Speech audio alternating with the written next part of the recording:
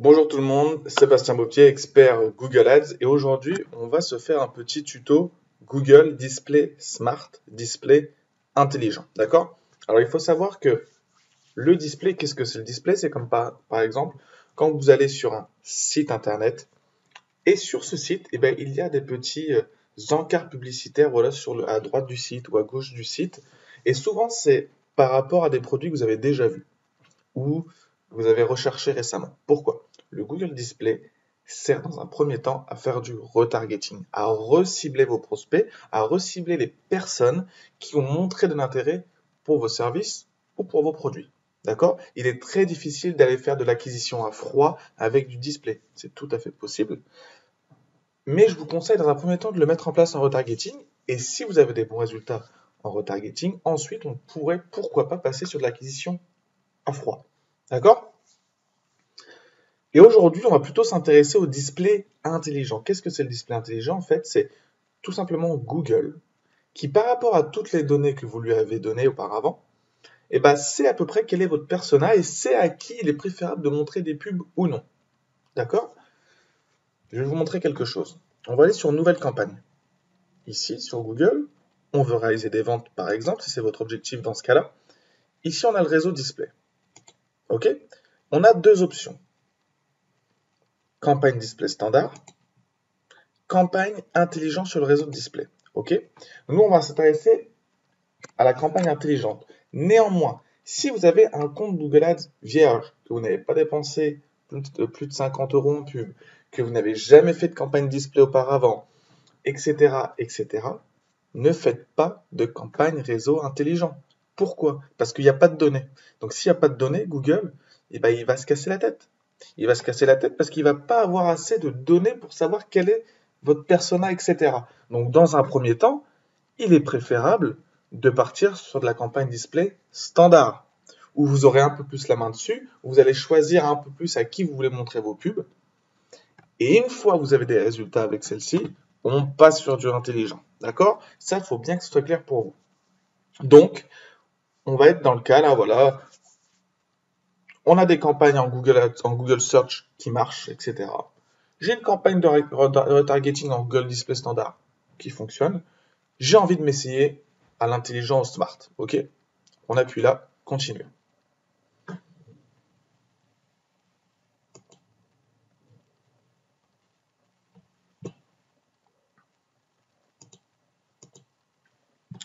OK, donc nom de la campagne, hein, vous pouvez l'appeler voilà, Smart. Hein. Smart Test. Ici. Zone géographique.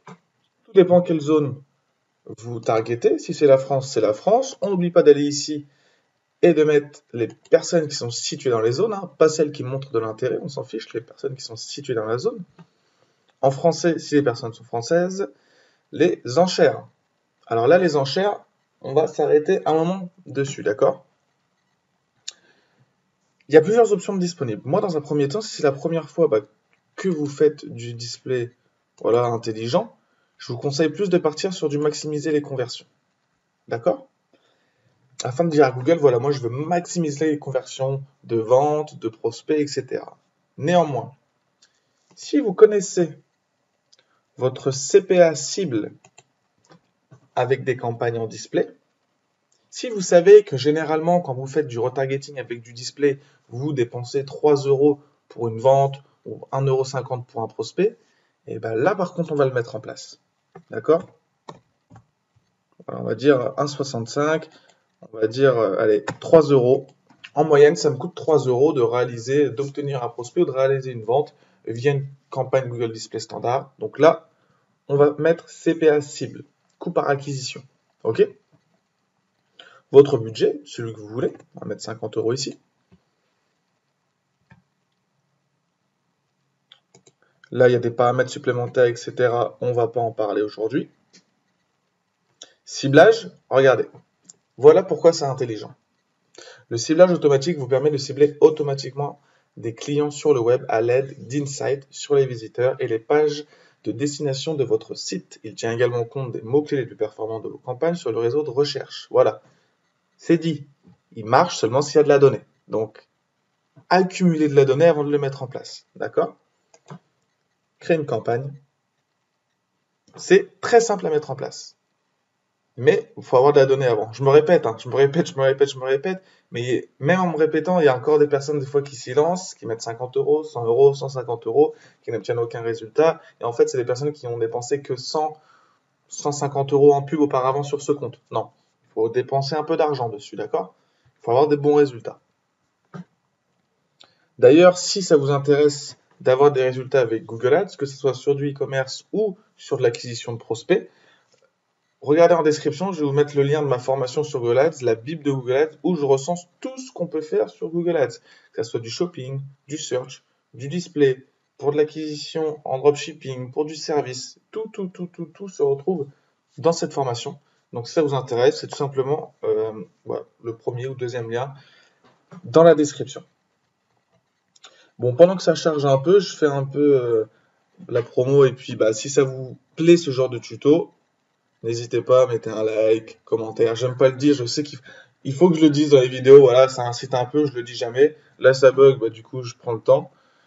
Le système Google vous actualiser la page, j'ai essayé. Bon, on va essayer. Donc, ouais, mettez un like, mettez un commentaire. Si vous avez des idées de tutos aussi sur Google Ads, ou même YouTube Ads, mettez-le en commentaire et puis je ferai des vidéos dessus par la suite sans problème. Et voilà.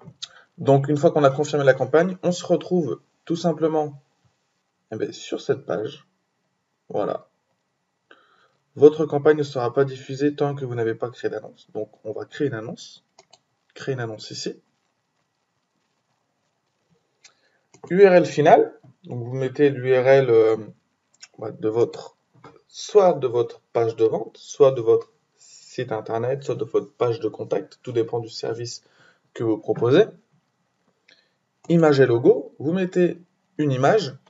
Banque d'images, qu'est-ce que j'ai comme image moi là-dedans? Je ne dois pas avoir grand-chose. Fichier récent non plus. Ah si, tiens, j'ai des petites images de testing quand j'étais au Brésil. Allez, on va mettre ça. Tac. Voilà, vous mettez une image comme ça. Sélectionnez un format. Parfait. Je prends ça pour sélectionner un format aussi. Tac. Enregistrer. Donc là, j'ai mes deux photos en deux formats différents. C'est Google qui me demande ces deux formats-là. C'est ces formats qui vont être distribués sur les sites internet qui acceptent de faire du display. Vous mettez le site internet, le titre, peu importe, hein. Je mets des trucs, un grand titre long, une description, comme il faut, qui voilà, par rapport à votre service, etc. Tac. Le nom de l'entreprise. Paf. Le site internet, je vais mettre un truc sinon je vais pas pouvoir valider. Tac.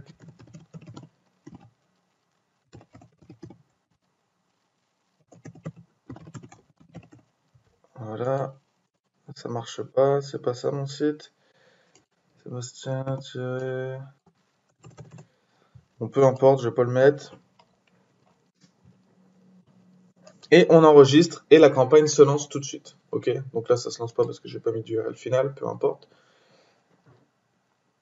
Mais voilà, c'est important de voir une annonce comment ça se déroule. Ok, site internet, deux images, une vidéo si vous avez, un titre, mettez-en plusieurs, un long titre et des descriptions, nom de l'entreprise et on envoie, on enregistre. Et là ça part automatiquement, la campagne se met en place. D'accord? J'espère que ce tuto vous a été clair, vous avez bien compris, je me répète, de la donnée et après on lance le smart. Ok?